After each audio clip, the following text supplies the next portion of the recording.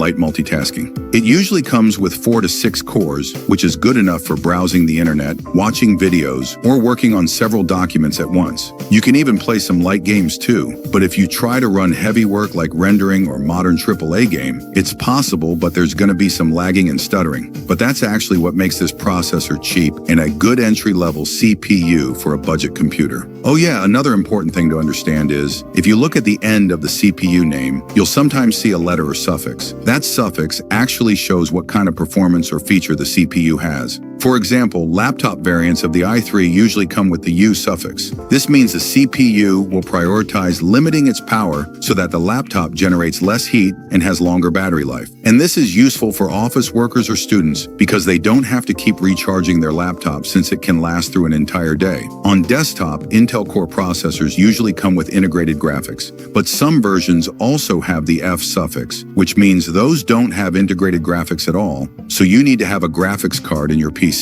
But the good thing is, these F models are usually a bit cheaper, so just in case you already have a spare graphics card, they're a good option for a budget build.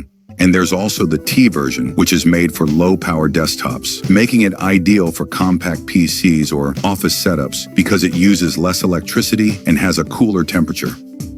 Core i5. Intel Core i5 is the mid-tier processor and also one of the most used CPUs by a lot of people. That's because it's still cheap, but also more powerful than Intel Core i3. i5 processors come with 6 or even 14 cores, which makes them good enough for doing photo or video editing, programming, and of course, gaming as well. But just a side note for you, a higher CPU tier doesn't always mean it's a lot faster and stronger if it's from an older generation. For example, if we compare Intel Core i3 with Intel Core i5 in the same generation, of course the i5 is definitely stronger. However, if we compare the newer generation of Intel Core i3 against older generation of Core i5, they're actually pretty much equal. Because even though the Core i3 is a lower tier compared to the Core i5, its speed and efficiency will improve a lot if it's from a newer generation. Oh yeah, talking about gaming, sometimes people also compare Intel Core i5 with Ryzen 5, because in general, Intel has a slightly better performance due to its higher clock speeds and strong single-core performance. In terms of suffix, i5 processor and laptops still come with the U suffix, but now it has the H suffix as well. This H suffix means the processor is aimed at gaming laptops, because it offers higher performance, but it will consume more energy. On desktops, some i5 models include the K suffix, which means the chip has the overclocking feature. So if you want to overclock the processor, it can run faster than its normal speed, but it needs higher wattage consumption and produces more heat. So if you plan to use this feature, you'll need a better cooling system like liquid cooling, because regular cooling fans usually aren't enough to keep it cool. Core i7.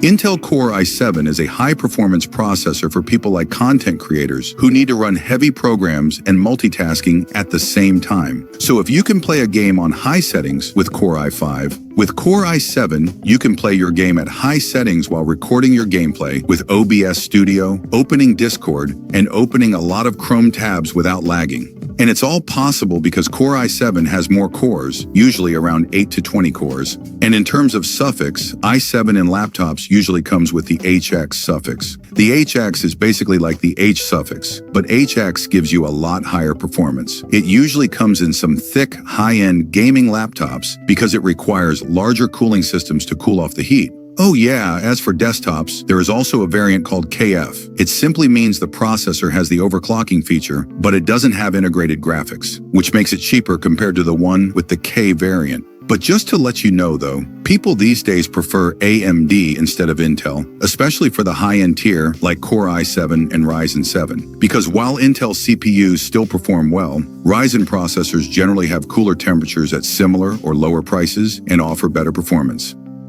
Core i9. Intel Core i9 is Intel's flagship processor that's built for professionals and tech enthusiasts. It has 16 to 24 cores, which makes it very powerful for heavy workloads like studio-level 3D modeling, reaching ultra-graphic settings in heavy AAA games, and 4K video editing. About the suffix, it's just the same with Core i7. So what makes it different is that Core i9 is just more powerful in terms of performance. Oh yeah, however, if we're talking about performance in gaming, more people these days don't even want to choose Core i9. They pick Ryzen 9 instead. Actually, Core i9 is still great, but Ryzen CPUs have this suffix called X3D, which is AMD's processor that has 3D V-Cache technology to boost your performance in video games by a lot without having to consume more wattage. But despite all these pros and cons of the Intel Core i9, most people don't really need a CPU this powerful anyway, because only people like tech enthusiasts or professionals really need this kind of CPU. Core Ultra.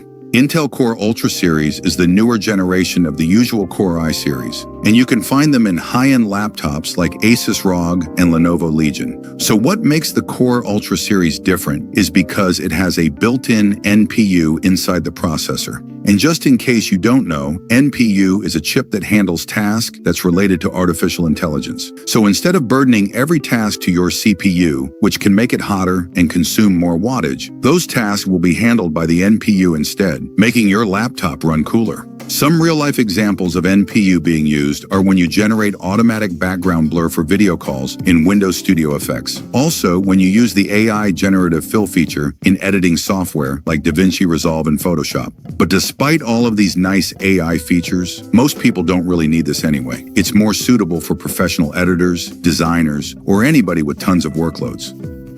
Intel vPro. Intel vPro is a special variant of the Intel Core series for business. You'll often see vPro versions of Core i5, i7, or i9 in office or enterprise laptops. What makes vPro special is because it has Intel's active management technology and total memory encryption feature. So AMT is basically a remote management feature where IT admins can update, control, or lock many computers remotely, so they don't have to fix it one by one. And the total memory encryption means it can encrypt your login credentials, encryption keys, and other text-based files that are stored in the memory. So if somebody wants to steal your data, the data they get will become scrambled and unreadable instead. Intel Atom. Intel Atom is an ultra-low-power processor that's built for small and portable devices, so you'll mostly find them in things like point-of-sale machines used for payments, digital kiosks in malls or airports, and also embedded in devices like security cameras. These CPUs are designed to use very little electricity compared to Intel processors in laptops and desktops, so they barely generate heat. That's why they don't really need fans or big cooling systems like the other CPUs.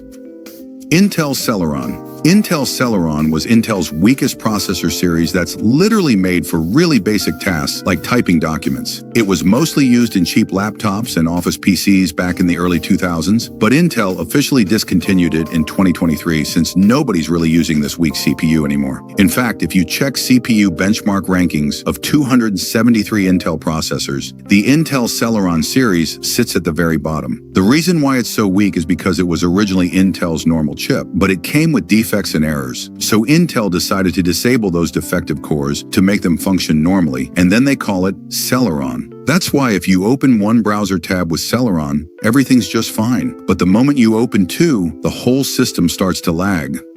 Intel Pentium. Intel Pentium was basically the same as Intel Celeron. They both were weak and got discontinued in 2023. But the difference is, Pentium was slightly stronger and more expensive than Celeron, so you could open more browser tabs or run simple Office apps more smoothly. It could even handle some games like chess and the classic Doom game.